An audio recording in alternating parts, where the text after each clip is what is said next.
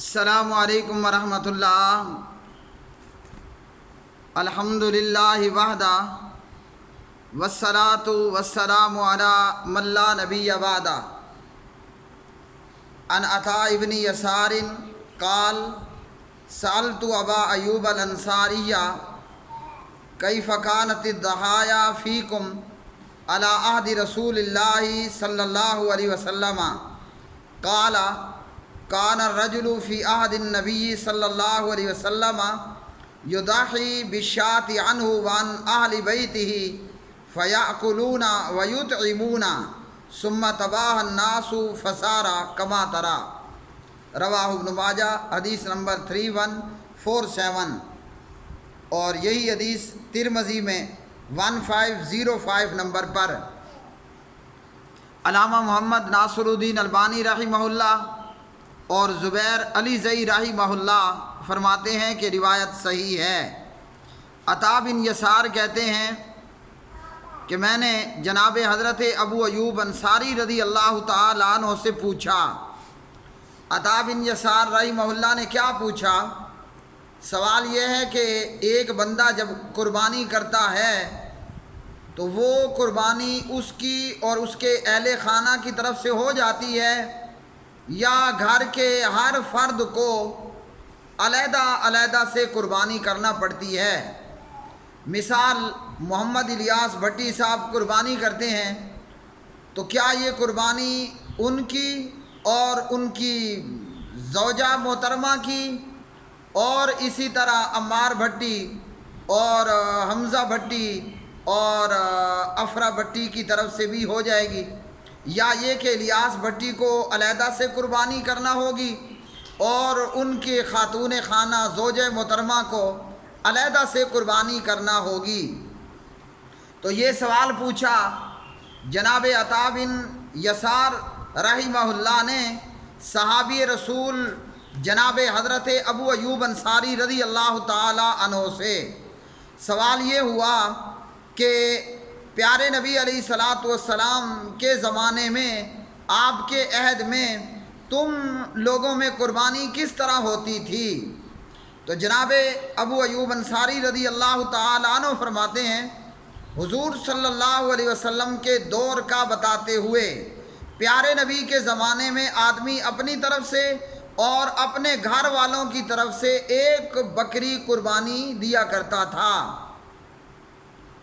پیارے نبی علیہ الصلاۃ والسلام کے زمانے میں آدمی ایک بکری قربان کرتا تھا، اپنی طرف سے بھی اور اپنے اہل خانہ کی طرف سے بھی، اپنی فیملی کی طرف سے بھی۔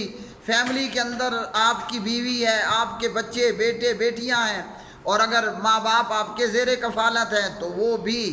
تو حضرت ابو ایوب انصاری فرماتے ہیں رضی اللہ تعالی عنہ وارضا کہ عہد رسالت صلی اللہ علیہ وسلم میں نبی علیہ السلام کے زمانے میں بندہ ایک بکری ذبح کرتا، وہ اس کی اور اس کے اہل خانہ کی طرف سے ہوتی تھی، جس میں سے بندہ خود بھی کھاتا، لوگ کھاتے اور دوسروں کو بھی کھلاتے تھے۔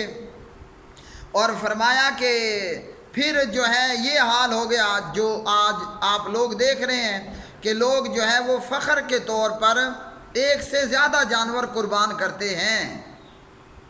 تو اس حدیث سے کیا معلوم ہوا کہ جب میں قربانی کروں گا، جب ایک شخص قربانی کرے گا، ایک بکری قربان کرے گا، تو وہ اس کے اور اس کے اہل خانہ کی طرف سے کفایت کرے گی۔ مطلب گھر کے کفیل کا قربانی کرنا، اس کی بیوی بچوں وغیرہ کی طرف سے بھی وہ قربانی ہو جائے گی۔ فیملی کا کفیل قربانی کرے گا، وہ آل فیملی ممبر کی طرف سے قربانی ہوگی، بیوی بچوں کی طرف سے بھی قربانی ہوگی، اور ہر ایک پر قربانی کرنا پھر ضروری نہیں ٹھہرے گا۔ اور اسی قربانی کے حوالے سے فرمایا کہ اب لوگوں نے فخریہ طور پر زیادہ زیادہ کرنا شروع کر دیے۔ تو یہاں سے یہ بھی معلوم ہوا کہ اگر کوئی بندہ فخریہ طور پر یہ کام کرتا ہے تو وہ تو قابل مذمت ہے، لیکن انما الاعمال بالنیات کے تحت وانما لکل امرئ ما نوی، اعمال کا دار و مدار نیتوں پر ہے، اور ہر بندے کو اس کی نیت کا اجر ملنے والا ہے، نیت کا رزلٹ ملنے والا ہے۔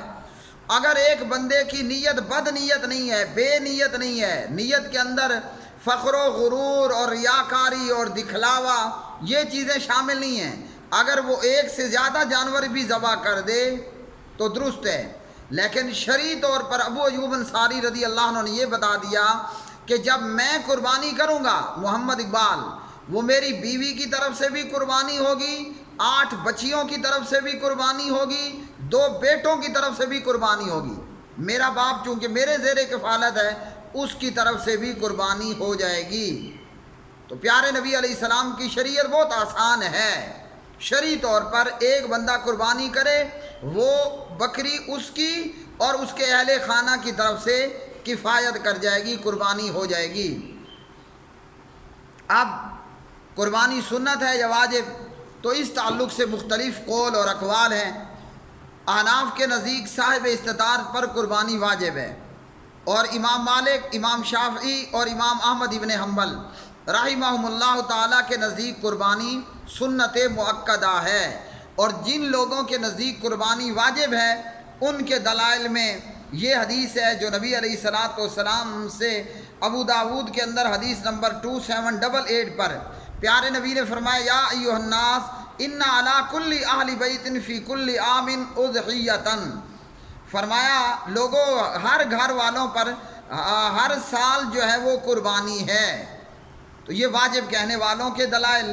اور اسی طرح حدیث من کان لہ سعۃ ولم یضحی فلا یقربن مصلانا، جسے وسعت ہو اور وہ قربانی نہ کرے تو وہ ہماری عیدگاہ کے قریب نہ آئے، ابن ماجہ حدیث نمبر 3123۔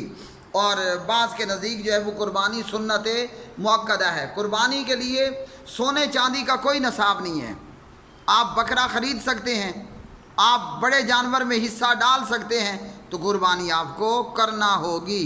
اور ابو ایوب انصاری کی حدیث سے یہ معلوم ہوا کہ عہد رسالت صلی اللہ علیہ وسلم میں یہ ہوتا، ایک بکری بندہ ذبح کرتا، وہ اس کے اور اس کے اہل خانہ کی طرف سے قربانی ہو جاتی۔ وآخر دعوانا ان الحمد للہ رب العالمین۔